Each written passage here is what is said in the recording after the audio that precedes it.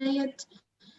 I think there's, yeah, you can also raise your hand. Maybe you can do like a thumbs up, meaning that you have a question. And everyone, please, if you hover your mouse over your name or picture, you can see 3 dots. Please click on them and rename yourself to your country. That would make everything easier. Yes, guys, yes. Yeah, we would really appreciate that.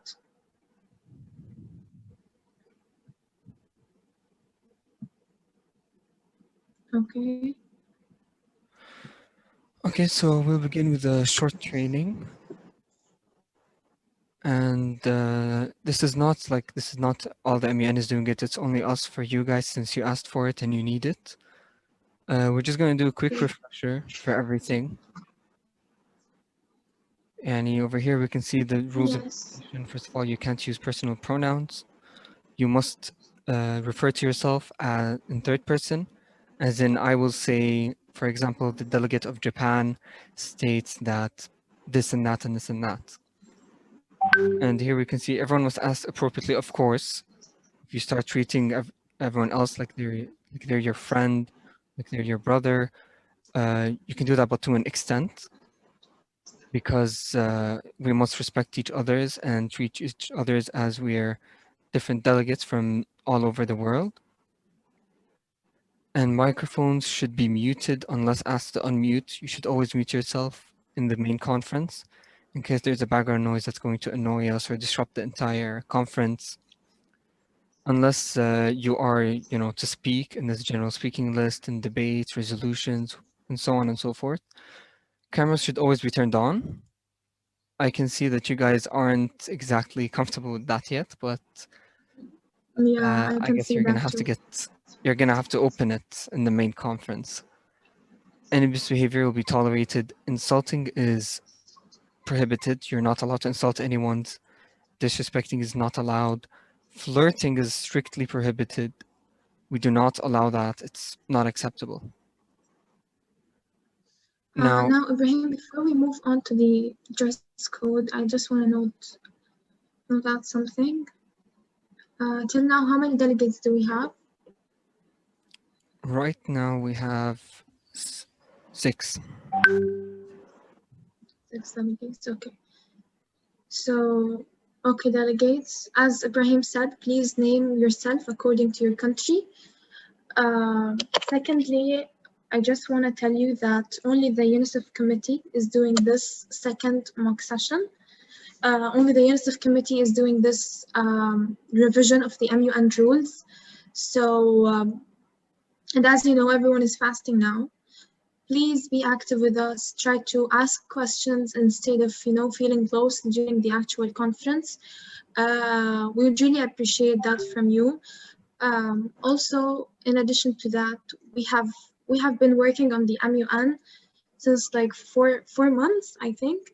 All the documents, all the training sessions, everything was done by the MUN team. So we would highly appreciate it from you guys if you active a bit during the session. If you asked questions, we're not asking for something huge, just be active and ask questions if you have some, don't be shy, be active.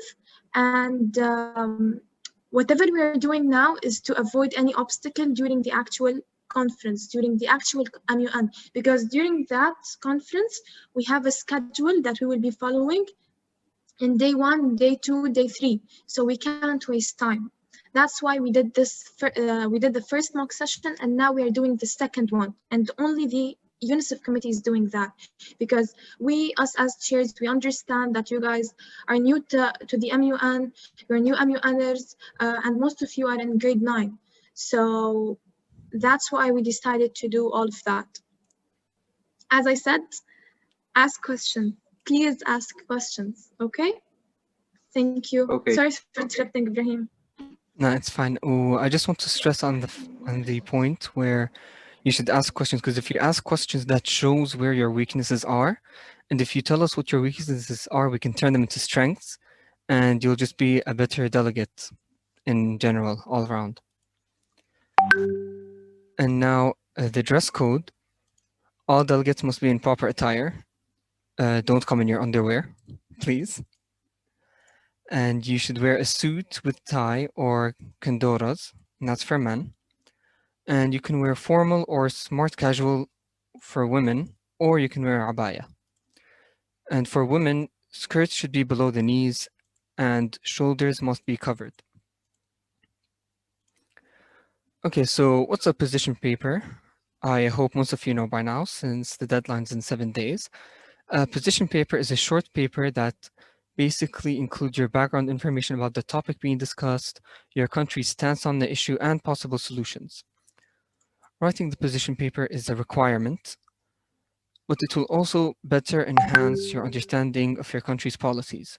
So first of all, it's a necessity, you have to do it, it's base, but on top of that, it increases your skills yourself, you the delegate, and it will just give your skills a boost and to make your experience during the actual conference easier and better. And if you don't submit it on time, it will affect you negatively. And I'd like to remind you that the deadline is on 10th of May. Okay, so what should the position paper include? It should include a brief introduction about the committee. Yes, Noor? Can you please explain more? Why will it affect negatively? Like Yes, why it's sure. important to submit it on time? Okay. Ibrahim, would you like to explain or should I go for it? Go for it. Okay. Now, I think someone asked us this question in the previous mock session, and we told them that the position paper is basically like an essay. It can assure that you have done all of your research, you have researched well about your country and your country's stance on the topic given. In addition to that, we have some prizes. We have like the best research, and the best research relies on the position paper too. So, and keep in mind that the Amian is a competition. Yeah, it is a debate, it is for fun, but it's a competition. Just like you have assignments in your school that you have to submit on time, you have a position paper here that should be submitted in your time. Otherwise, it will affect you negatively. How it will affect, you won't be we won't be like giving you some specific prizes, especially if we had like, you know, another delegates who did really well, and you on the other side who did pretty well but didn't submit your position papers. So in this case, it will really affect you negatively. Yes. Does that answer your question? Yes, thank you. Okay, perfect. Anytime. So what is a position paper? It's a short paper that includes your background information about the topic itself, your country's stance on the issue, and possible solutions. So for example, if I was the delegate of Japan and my topic was, let's say, drug trafficking or anything in general, so I should first of all write about drug trafficking in general and then go on what Japan does for drug trafficking and how it tackles the situation and how it's trying to negate this situation from ever occurring and different possible solutions that haven't yet taken place. So writing so this I already said it, it's writing it's a requirement and it will make your life easier in the MUN and it will affect you negatively if you don't submit it on time. Yes. Yeah. Taiba, I just want to add an extra thing to what I have said. I think Noor was the one who asked, right? Yes. Yeah. So I want to add something that the position paper actually can benefit you as a delegate, because some delegates and most of the delegates actually use it as an opening speech. In the MUN, we have something that you can, it's a motion for like an opening speech. It can be in the, you know, first like 5 minutes of the session, where you basically talk about the committee, which is our case, UNICEF. You can talk about the topic a bit. So this all can be summarized in the introduction of your position paper. So that would benefit you too. Also, as I said, I give an example of the assignment. You know, when your math teacher give you like an assignment so she can make sure that you got everything and you know, understood the lesson. This happens in the position paper. We give you this task to do before the MUN so we can make sure that you have done your research, you're aware of your country's policies, your country's rules, everything. So you can be able to debate, because once you're done with the position paper means that you collected a lot of information about your country, which will, you know, help you debate and attack other delegates. Now we can move on to the next slide. Yes, but the delegate of KSA, do you want to say something or ask a question? Yes, actually, yeah, I have a question. You said we can't use the pronouns we, you, I mean we and I. Then, and you said we can use the delegate of KSA. What other things can we use instead of the delegate of KSA, for example? Because we can't keep on repeating the delegate of KSA states. Yeah. Actually, you know, this part of the MUN is actually the hardest. Even it's hard for the chairs too. And unfortunately, you can't like replace it. You can't actually replace it with different words. So it can, you know, come with a debate. You will just avoid calling the person in front of you. You'll just keep on debating. So there is no replacement to it, unfortunately. Maybe you can come up with a replacement, but we usually and mostly use like the delegate of KSA, the delegate. You can also use the country's name, for example, Iran, UAE. You can say UAE Hafstad means like the delegate of UAE Hafstad. So yeah, other than that, no, I don't think so that there's other replacement. Chair, sorry for the interruption, but if you want to say something else in case, you can say the Saudi Arabian Republic, or just phrase as in formality. Just keep on the formality. As long as you're keeping the formality, there's no problem with that. So you can use KSA, the Saudian Republic, anything that stands with format.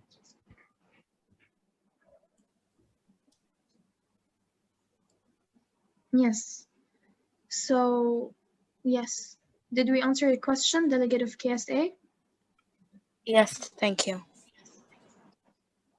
Great. Now, moving on to the next slide. Yes, so yeah, Ibrahim, proceed. a position paper should include a brief introduction about the committee, background of the topic, country's position depending on the country's policies and previous action towards the issue, and possible solutions that have not taken place. So basically, this is about the committee, UNICEF. This is about the topic, which is the mental health of disabled children and their sustainable development. The country's position depending on country's policies and previous action towards the issue, what they have done regarding the issue, and possible solutions is what they can do regarding the issue. And so here is basically the formatting rules. You need, the font style should be Times New Roman, size 12 points, maximum word limit is 750, that is excluding bibliography. And no graphs, tables, or pictures are to be included, they're not allowed. Of course, everyone knows plagiarism is not allowed. It's actually strictly not allowed. You can never copy and paste. You need to paraphrase and write your own information. Yeah. And here we can see the structure of a position paper. It includes, first of all, you write the committee up top, which is going to be UNICEF for you. The topic, the mental health of disabled children and their sustainable development. And then your country, whichever country you're presenting, your name presented, which is your name. Obviously, you should know your name. And then your school, whether you're from a Zuhur school or another Athena school. That's basically the top part. And then afterwards, you begin with your position paper with the introduction, body, and then the conclusions. Over here we can see committee, topic, country, delegate, your name, and represented by the school. And then the position paper starts, and we already talked about that. You should include background about the committee, topic, your country stance, and possible solutions. Okay, so roll call, it's basically the beginning of every session, and delegates must verify if they are present or present in voting. Delegates would be marked later absent if they weren't present during roll call. And so the voting procedures usually takes place during motions and resolutions, and it will help decide if a motion... Just a minute, Ibrahim. Can we please go back to the previous slide? Yes. So I would like to note about something here. It's actually quite important, which is present and present and voting. We have two kinds of voting, which the first one is present, second one is present and voting. Now, us as chairs, we prefer the present and voting, and I'm going to tell you why. When you vote for present, meaning that you're only present and you can abstain from voting. What kind of voting, you will know on the next slide, but present and voting, you can never abstain. You should vote for each and every motion. And when you choose that option, means you're active in the committee. I mean, means that you will be active during the committee and during the session. So yeah, this is the difference between the two. If you have any question, just write it in the chat box. Present, you can abstain. Present and voting, you can't abstain, meaning that you will vote for each and every motion. Now, what kind of motion, you will know on the next slide. All right, so following that, we'll see what the voting procedures are. And it usually takes place during motions and resolutions. And it will help decide if the motion or a resolution will pass or fail. So you can either vote for or against, or if you picked present, you can abstain, which is basically you don't vote. You choose not to vote either for nor against. So over here it just says that the delegates who stated that they are only present, not present in voting, are the only ones who can abstain from voting for the resolution only. So motions are not included. Okay, but what are motions? Motion to set the agenda is basically what every delegate should say when they want to begin an agenda or a topic. It's used in the very beginning of the debate. It sets the debate to a certain topic to be discussed. Voting will then take place and it will either pass or fail depending on the motion, on the voting, sorry. So the general speakers list, it's basically motion to set the speakers list. You say motion to set the speaker list to, and whatever topic it is, for whatever time, seconds and or minutes. And all delegates are advised to speak about the topic in general for a specific time that would be decided during sessions. For example, I would say motion to set the speakers list to talk about children education for 15 minutes and 30 seconds. And then after that, the delegates can be added more than once to the list if they wish to. So if you already spoke and you want to speak again and there's still time within that 15 minutes and 30 seconds, you can still be added, it's fine. And then after the agenda has been set, it helps start the debate formally. And then... Yeah, just before that, Ibrahim, can we go to slide number 11?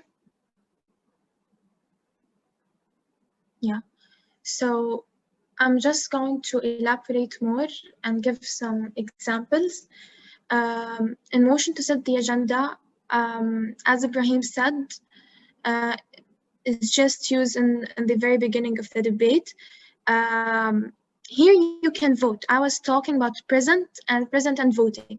If you can see here, it's written voting will then take place and it will pass or fail accordingly. Now, we depend on the majority, of course, but how we vote, for example, I'm a delegate For example, I can say motion to set the agenda to discuss violence against children for like a total time 5 minutes and 1 minute per delegate, for example. After that, there will be, everyone should vote. You can vote with or against. If you voted for present and voting, I mean, if you chose present and voting, meaning that you should vote with against or with the motion. But if you chose present only, you can abstain from voting. If you don't want to vote, you can just, you know, put your placard and nothing. You can just sit and do nothing. But if you chose present and voting, you need to vote. You need to vote, okay? And we, as I said, we prefer that. Now the general speaker list, can we move on to the next slide? Yeah, now the general speaker list is basically the countries list, the speakers list, the delegates list. We will be stuck to it. For example, we will be starting with the delegate of Germany, for example. The delegate of Germany will finish, and then after that will come the delegate of KSA. This is the speakers list with the timing and with, other than the timing, time to speak and time to, also during that, the point of information and the point of order happens. We're gonna move on to that. If we didn't vote, it will affect us as a delegate. If you chose, as I said, I'll just repeat the last point. We have present and voting. If you chose present and voting, meaning that you're an active delegate, you will be voting for each and every motion. But if you chose present, you can abstain from voting. It will affect you as a delegate, definitely it will affect. Everything affects in the MUN. The more you speak, the better, you know, because we count on these things a lot. So try to be active as much as you can. Yeah, I think I said everything about the general speaker list. There's nothing about it. The main 2 points are the present and voting and the motion to set the agenda, and we discussed that already, so we can move on. Okay, the delegate of Austria, I think. Do you have a question? Yes, actually. I remember in the first mock session that we did, when a delegate have an extra time, he can choose either to give it to the chair or to keep it for any of the delegates. And some of them were asked questions. So in case someone, for example, I was from the speaker list and then I had extra time, if I give it to the chair, will I still be asked questions from the delegates, or it will go to other delegates? No, if you yield your time after you speak, if you yield it to the chairs, you're basically giving it to the big, like, I'm not sure, how do I explain this? Okay, so imagine like a small circle as your speaking time and the bigger circle as everyone's speaking time, the entire topic speaking time. If you, like, for example, take half of the time to speak and you're left with the other half, and you yield it to the chairs, it basically goes back to the big amount of time. And if there's another delegate who wishes to speak more than initially intended, your time will go to them. But if you, for example, if I'm the delegate of Japan and Maram's the delegate of Germany, and at the end of my speech, I say I yield my time to the delegate of Germany, she can either accept or refuse it because it's going directly to her, and then she will continue to speak. This is particularly useful when you guys are allies and you both want to speak at the same time about a certain topic.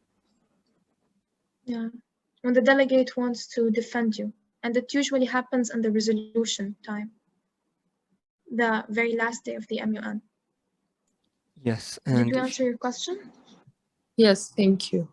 And the delegate can choose if they they can be asked questions or not, right? Yes, you can. Yeah, definitely. You can either yield it to another delegate, to the chairs, or to the floor, or to questions. Any floor questions, it would mean the same thing. Yeah. Okay, thank you. You're welcome. Sometimes, I just want to add one thing, that sometimes you can be interrupted during your speech with a point of order. And I think we explained the point of order before, meaning that you're saying irrelevant information, you're stating something wrong about your country, other countries. So in this case, you can be interrupted. Doesn't matter if you voted for, if you yelled your time back to the chairs or to the questions. Yeah, Yes. here it is. A point of order is basically raised due to an error with the chair's root comment.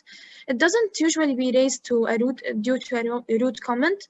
It's mostly for like a false information being said Yes. about your country or other countries.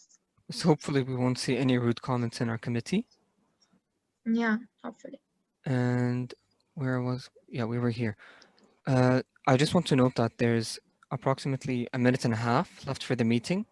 So when the 40 minutes end and the meeting closes, I'll make a new one and I'll add you all and I'll send you the link real quick and you guys can join. So we can pick off where we left. So I'm just going to finish the slide and then we'll go to the new meeting. So motion to move to Motion to move to a moderated caucus. So the motion to move to a moderated caucus of, for example, child labor and minutes child labor for 10 minutes in total, and speaker time each is 1 minute and a half. So when delegates wish to change the form of the debate to a moderated caucus, the meaning below, about a certain topic for a certain time, the overall time for the debate is set and voted upon a certain topic. You can set a motion to a moderated caucus for مثلا child labor for 10 minutes, speaker time 1 minute and a half. We'll go to voting. We'll vote. If it passes, and we'll go to the speakers list. And if it fails, it's gone. And time can be extended by follow-up motions, or by the chair if they sees the topic relevant or interesting. So if we're in the middle of a fiery debate and the time is going to end, the 10 minutes are up, we can add 5 minutes extra for the moderated caucus. And now the meeting will end. I'll just make a new one and you guys all can join. Okay, I started the recording and I'll share my screen and we'll continue here. Okay, so خلصنا the moderated caucus. Now the unmoderated caucus is basically, so if the moderated caucus is like a dance, it would be a slow dance. Like everyone's carefully doing everything. The unmoderated caucus would be a disco dance. Just everyone's doing whatever they want at their own pace, whatever. So you would normally say motion to move to unmoderated caucus about set topic for, let's say, 30 minutes. They tend to be longer than the moderated caucus. So it's used when delegates wish to change the debate to unmoderated caucus. See the meaning below. I don't know where the meaning is, صراحة. So the overall time and topic is set right here, time and topic. Usually delegates will use this time to write up resolutions, clauses, etc. So you say we want an unmoderated caucus about set topic for 25 minutes, whatever minutes. And then if it passes, or if it fails and we continue, whatever we were doing before. But if it passes, we go into unmoderated caucus. And if we were doing the MUN in school, on campus, which is what is the preferred version for everyone, you can, at this time, get up off your chairs, walk around, talk with other delegates, make alliances, and so on and so forth. But I'll be honest, I don't know. Unmoderated caucus, you can basically go chat with everyone and then, also make alliances and discuss with them how you want to attack a said country, how you want to ally with that country. And مثلا you have a resolution you want to write. بسرعة come on, يلا, all my allies come, let's gather around, let's write this resolution, let's finish it. And Yeah, yeah, that's basically the unmoderated caucus. If I missed anything, I just want to add something to yes. it. No, you. I think you clearly have stated everything. I just want to add one thing, that during the unmoderated caucus, it usually happens during the resolution time, as Ibrahim said. In addition to that, you need to know your allies and enemies before joining. So it can be easier to you guys to, just for example, if Algeria and Germany are allies, they can just, join one resolution. So, and after joining, you will be having like a group where you will discuss your resolution or solutions of the problem, and then you will represent it to us. Now, the resolution have a proper format that should be followed. We will be discussing this after a few slides. In addition to that, you should abide to your country's rules. You can't just state things that can't happen in your country during the resolution. Now, I started talking about the resolution because it's unmoderated caucus. So I think we can move on to the side of resolution, I think. Oh, the resolution? Okay. I think we only have now yielding and points. Yeah, but let me yielding just points. finish the resolution part. Also the recess and adjourn meeting. But yeah, let's do the resolution paper real quick. Yeah, since we were talking about the unmoderated caucus. As I said, resolution, the solution of the problem of our topic. It's a formal document which is made during the MUN conference. This is the document through which you propose solutions that you have come up with your fellow delegates in the committees, meaning your allies. The font style should be Times New Roman, font size should be 12. Let's move to the next slide.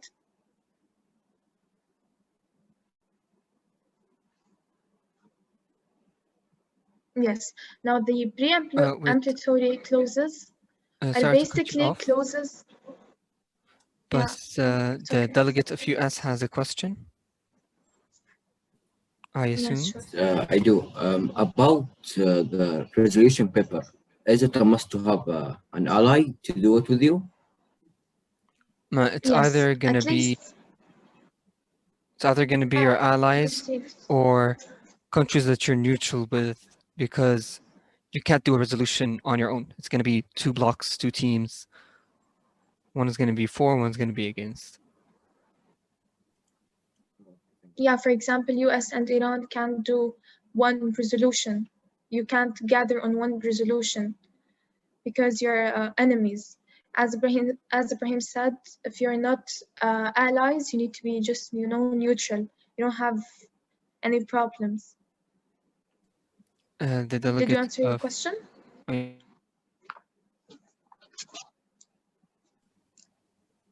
Delegate of US? No, thank you. I'm done with my questions. It's clear? Yes, thank you. Great. Okay. Perfect. The delegate of Saudi. Yes. How do you get other countries to be your allies, other delegates to be your allies? During the unmoderated caucus, it's there's going to be no set rules. Yani you're not going to be, you don't have to sit in your place. You don't have to remain unmuted. You can walk around, go talk with the different allies, countries, and form alliances. Like, for example, in my experience, the moment the unmoderated caucus began, I stood up, looked to my left, saw a delegate, walked up. I asked, "Hey, do you want to be my ally?" She said, "Sure," and we became allies for the rest of the MUN. And it's completely easy. You don't have to like make a contract or anything. It's just simple, make allies, and yeah, it's during the unmoderated caucus normally. Thank you. Okay, so the resolution paper should include Pre-Ambulatory Clauses. These clauses describe why this resolution is being made, the purpose of the resolution, what this aims to achieve, past actions that have been taken, references to the UN documents, treaties, and efforts taken by nations. They cannot include any solutions that are strictly statements of the aforementioned. In simple words, this is giving context to the solutions that will be proposed in the operative clauses. What should it include? The resolution paper. It should include also operative clauses, recommendations and details of the actions and recommendations proposed, such as timeline of implementation, funding, feasibility, monitoring of the progress made, etc. So if you have a resolution, you can't just say, "Oh, we want to make the world a better place." You have to say, "We want to make the world a better place by, for example, decreasing pollution by at least this much percent by this time, and we have funding from this country." You can't make poor countries such as Venezuela your sponsors. They can't fund it since they are not financially stable. But for example, you have USA, Russia, China, I think all of them, and UAE. They can be sponsors, they can fund it. So for example, it'd be like, we want to decrease pollution by this much, by that time, and our funders are this, that, and they will help us. And obviously you're going to monitor the progress as it happens. And so this is the most important part of your resolution. These clauses are where you will lay down the solutions you have come up with. Operative clauses can have sub-clauses, which are used to specify details of the clause. You have a clause and then you have sub-clauses that give further detail, necessary detail. And the preambulatory clauses should have some relation to the operative clauses. This is a sample right there. Shows the forum, question of, that's topic, prevention of armed conflict. Main submitter is the country of Sri Lanka. The signatories are Russia, India, Pakistan, Bangladesh, and Thailand. And over here we can... I think it's not written here, sorry for interrupting you, but I think that it wasn't written in the previous slides what is the main submitter and signatories, right? Yeah, no, it was not. Yeah, so basically the main submitter is the one who will be writing the resolution, and he or she will send it via their email. So they're the main submitter. Now the signatories are basically delegates or countries who agree with your resolution. That's it. But where is it? I think we are missing something here.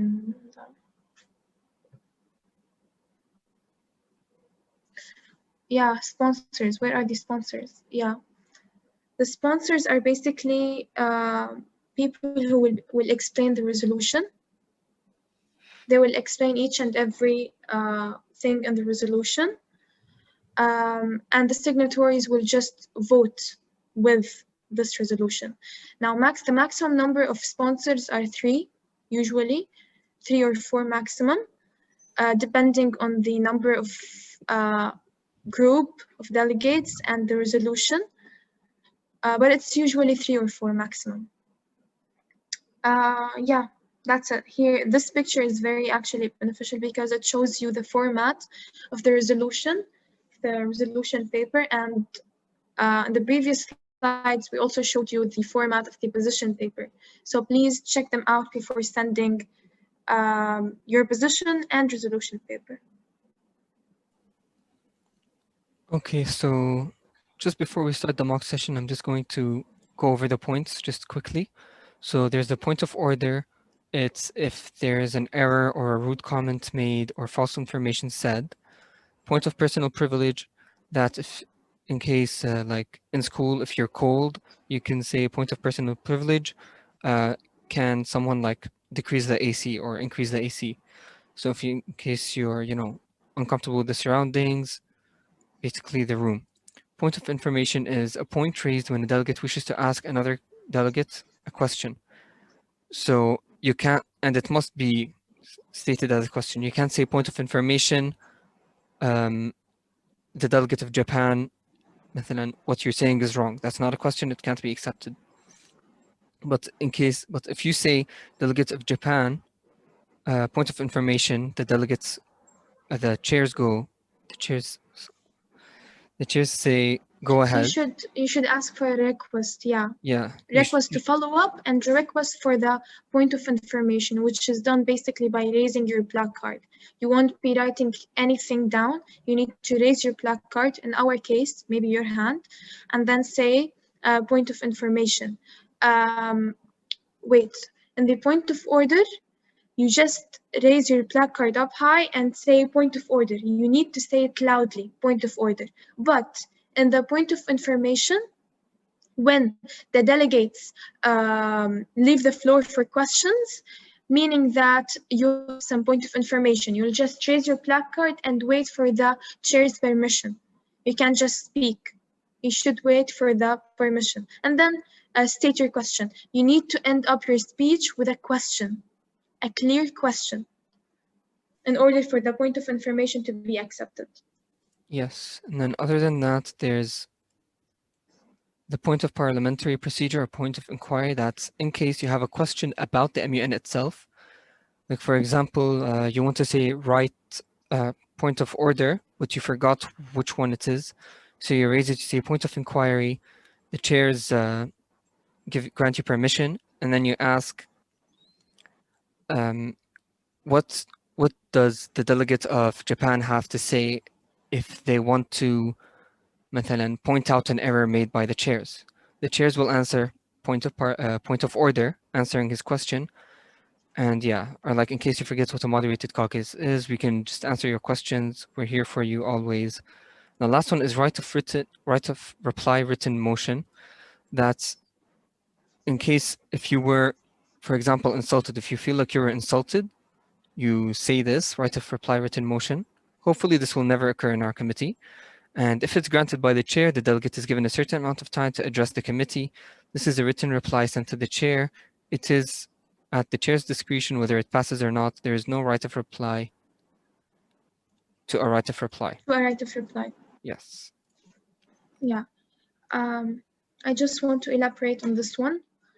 Now, in the point of order, it was written on the slide that you can use it in case you were subjected to any rude comment. But what I prefer as a chair is to use the right of reply written motion. In this motion, you don't need to raise your placard. You just write it on your notebook. Unfortunately, if it was on campus, you'll be giving, we will give you some notebooks where you can just write your notes down, whatever, and then you will raise it. A pager will take you, and it will he or she will deliver it to us. Now, what is important about this motion is that there is no right of reply to a right of reply, meaning that if you saw that a delegate was rude to you or said something that doesn't match your country's policy, and you want to discuss that out loud with the delegate in the committee, you will just write it in your notebook. In our case, in the chat box, you'll just send it to us, and we can just ignore that request, because us as a chairs, we will see if it will suit the committee, if it will suit the atmosphere. If yes, then yeah, sure.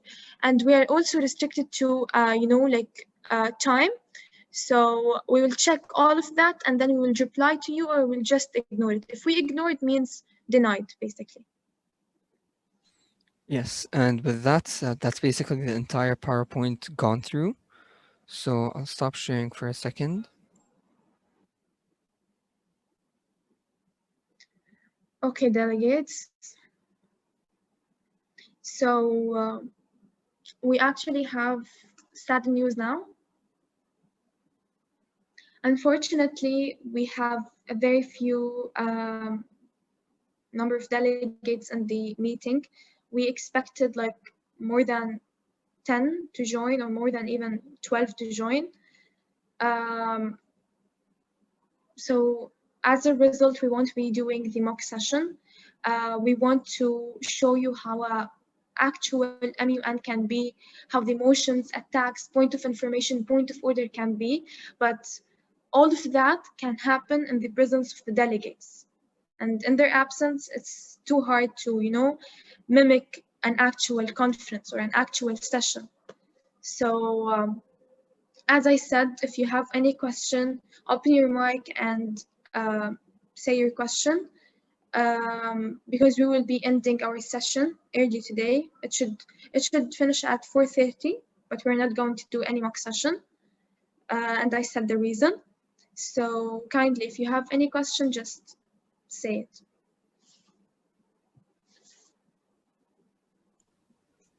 Yes, Germany. Yes, I finished my 1 second. Position paper. Yep, I finished my position paper, but I don't know if it's correct or not. Can I send it to someone so he can check it? Did you send it to the email? Yeah, I did.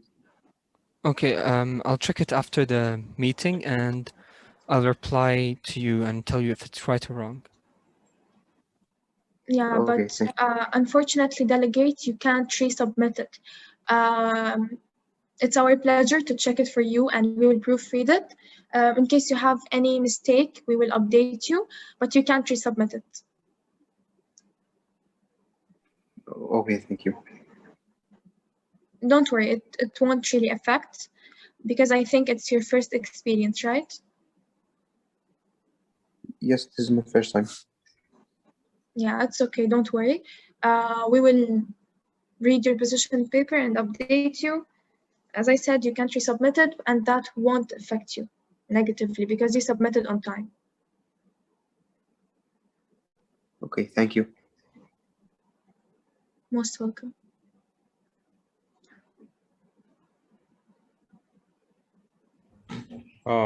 Chair, there's Tunisia, Austria, Germany, and KSA raising their hands for questions. Yes, go ahead, Tunis. Yeah, so if my ally is getting attacked by another country, can I defend them? Yes, it's completely your choice.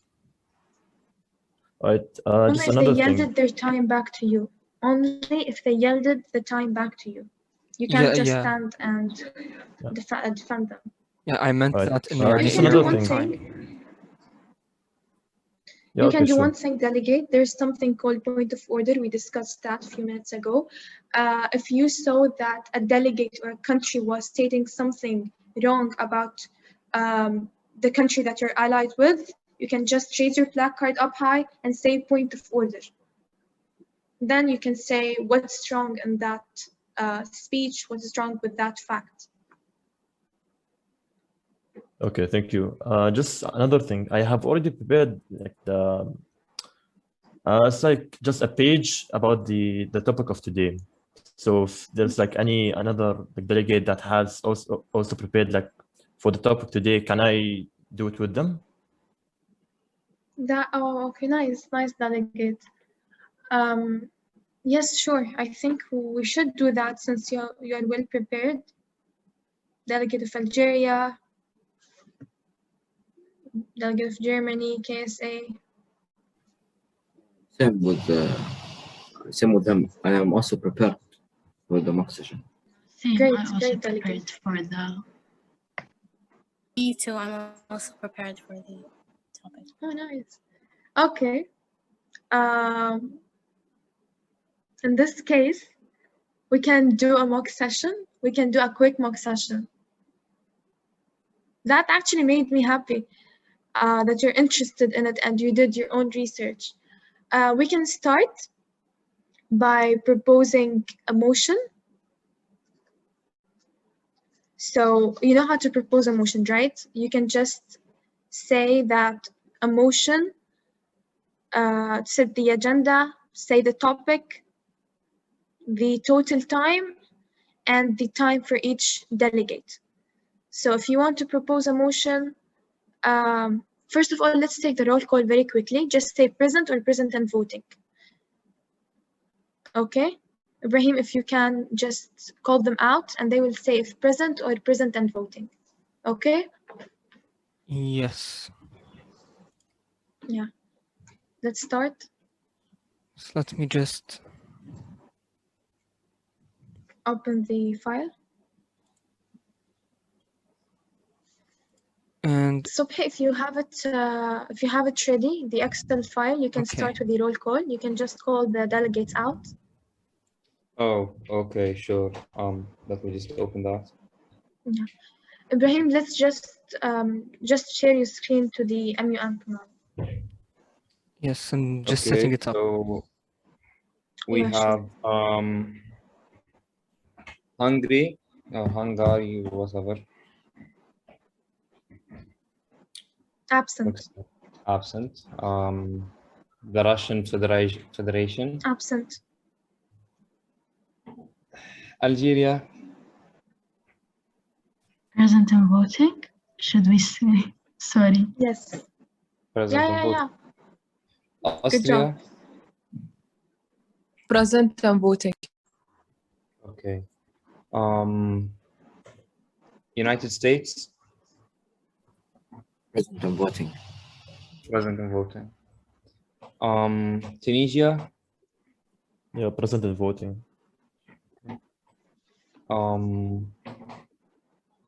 KSA. Present and voting. Okay. Germany. Present and voting. Okay. Is anyone missing? Yeah, you didn't say, I think, Austria, or did you? I did. Did you mention the Okay. United States? Yes. Yes. Okay, Subhi, you said, I think you mentioned that you want to be the delegate of Spain in this mock session. Yes, indeed. Okay, the delegate of Spain. Present and voting. Okay, perfect. We'll go to motion. Would anyone like to raise a motion?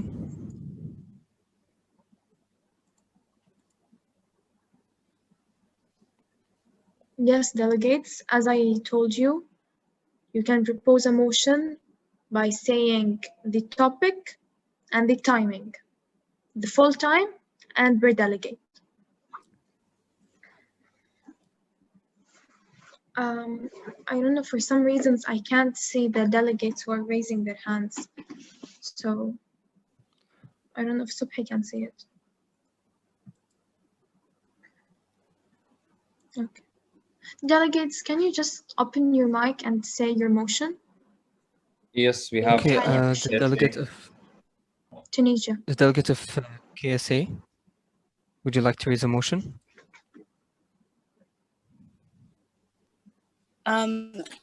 When raising I have only one question. When raising a motion, I can say I raise the motion of eliminating violence against children for the time being of Yes. 10 minutes, and each delegate has 1 minute. Yes, but Right. the Yes, personal perfect. pronoun I, you cannot use that. You have to say Yes. refer to The delegate. yes. Yes, exactly. Good job. Just say the delegate of KSA instead of I. Okay. So Great. the delegate of KSA raises the motion of eliminating violence against children with the time being of 10 minutes, 1 minute each for each delegate. Great delegate. Good job. Okay. Can all delegates who vote for this procedure to pass raise their hands? Yeah. Pass meaning the motion will win and we will start discussing it. Okay, so the delegates of Spain. Subhi, can you change your name to Spain? Yes, sure. Just a second. Okay, we can see that all the delegates wish for this to happen, so unanimous vote, it passes. And first of all, there is Saudi, since the Saudi Arabia is the first, it's the country that proposed the motion, they'll be placed first on the speakers list. Would anyone else like to be on the speakers list? Please Delegates, Yes, raise your Delegate hand. of KSA, since you are the first to propose the motion, you may speak first, if you don't mind. Okay, we have the Delegate of Spain, the Delegate of Tunisia, Delegate of Germany, and one second. Yeah, I can't say the full name. It says the Yes, Delegate of Austria too. yes, Chair, everyone. Everyone. So the majority wins and the motion clearly passes. Let's start. Okay, so the Delegate of Saudi Arabia, you have the floor.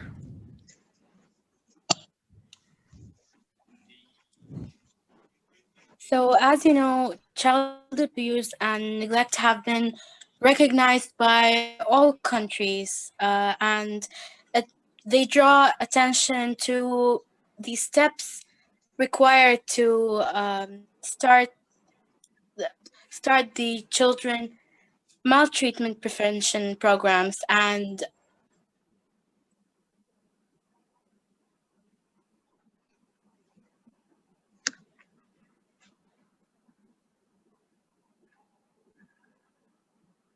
so people often think that child abuses are something that happens in families or other neighborhood, not people close to them. But everyone should be aware that the victims of child abuse often come from socioeconomic backgrounds, living Delegate? situations, and races. Delegate, Yes, your Delegate. time has ended. If you wish to be on the speakers list again, that's fine, but now we'll go on to the Delegate of Spain. The Delegate of Spain, you have the floor. As you all know, child maltreatment is a major public health problem right now. Spain is trying to figure out the solution for this. And always the Republic of Spain has been creating some certain laws and some certain abstracts for the children and how they can maintain children and for children to have enough treatment and school and health. So they're setting up rules for the citizens, whether the child is registered in the country or isn't. He'd be registered in and would be set as an orphan to the orphan house, or something would happen to the child in order for him to be taken care of. I'd like to shield my time for the chairs. All right. Thank you, Right, Delegate of Delegate. Spain. And Now moving on to the to- Delegate of Tunisia. You have the floor. Yeah. So one of the major acts that Tunisia took to protect children was on 31 January of 1992. Tunisia ratified the CRC, which is short for the Convention of the Right of the Child, which entered into force 3 months later. The government of Tunisia made declarations and reservations to the CRC. Tunisia has also ratified most of the other international human rights instruments, including the International Covenant on Civil and Political Rights, which contain a disposition to the rights of children, and I quote, to such measures of protection as are required by his status as a minor on the part of his family, society, and the state. Tunisia is party to the International Convention on Economic, Social, and Cultural Rights, which also grants special rights to the children, the Convention Against Torture and Other Cruel, Inhumane Treatment or Punishment, the Convention on the Elimination of All Forms of Discrimination against Women and Delegate. Racial Discrimination. Thank you, Delegate. Your time is up. Yeah, thank Now you. we'll move on to the Delegate of Germany. Yes. In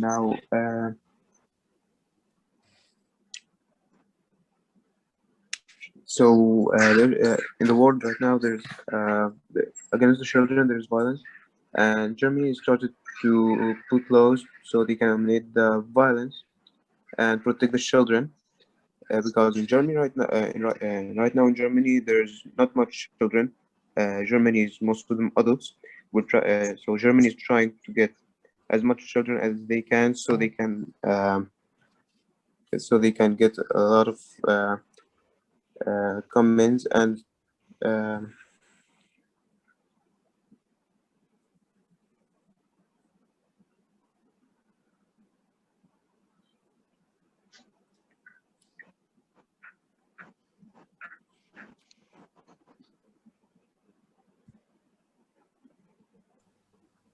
All right, thank you, Delegate. Your time is up. And now there's the Delegate of Austria. You have the floor. So Austria has signed the third optional protocol to the Convention of the Rights of Children on 28 February 2012. It empowers the Committee on the Rights of Child to receive complaints from individuals, either children or their legal representative, who claim violence of their rights under convention. The rights of child have been long-standing priority of the Austrian human rights policy. Consequently, Austria has put special emphasis on promoting child rights, including protection from violence, not only during its membership in the UN Security Council from 2009 to 2010, but also during its membership in the UN Human Rights Council from 2011 to 2014. Thank you. Would you like to Delegate, yield your time do to you the yield your chairs? time back to the chair or to Yes, questions? please. To the chair. All right, okay. So now we have the Delegate of the United States. You have the floor.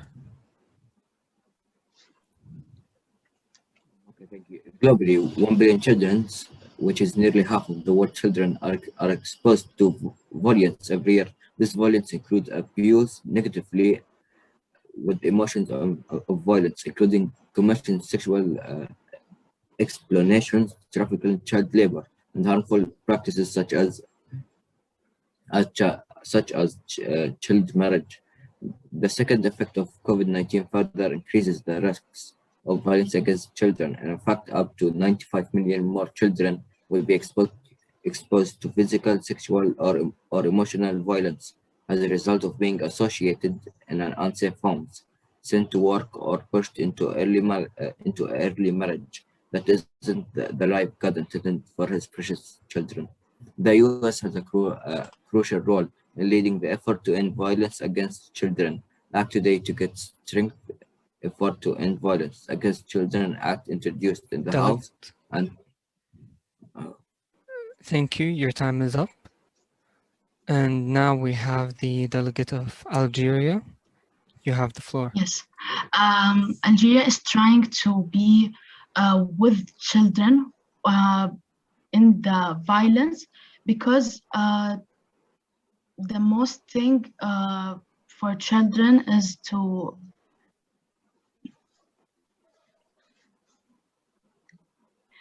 the violence is separated to two parts. It can be psychological or physical, and the most hurting thing is the psychological, because children takes every word into their side, and Algeria is trying to be with the children every moment and every time. So they are trying to raise awareness of the violence against the children and be with them and be by their side. And yes, thank you. Your time is up and we have less than 1 minute. Point of order. Yes. Thank you.